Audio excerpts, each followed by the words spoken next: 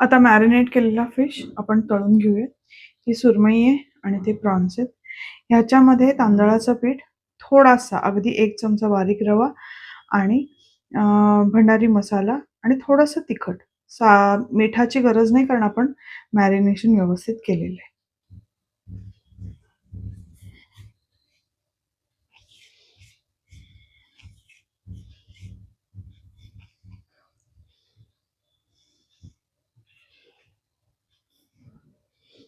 जरा दाबून लावा. एकीकडे पॅन मध्ये मी तेल गरम करायला ठेवलेलं आहे. आता आपण एक एक एक घालून घेऊयात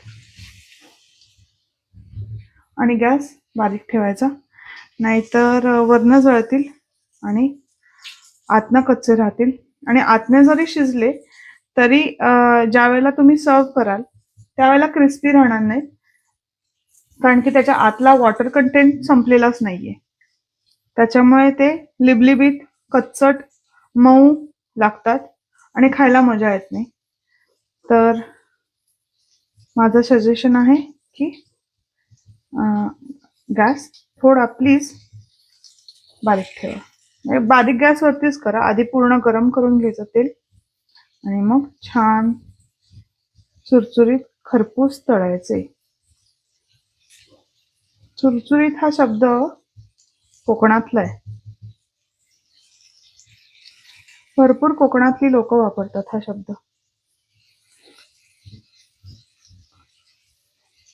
म्हावरा चुरचुरीत तळून घेतला असं म्हणतात. आपण क्रिस्पी म्हणतो सध्या.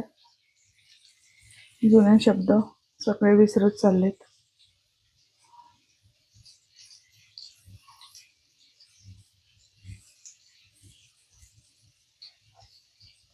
कोळ्यांमध्ये पण म्हावरा भरपूर जण म्हणतात.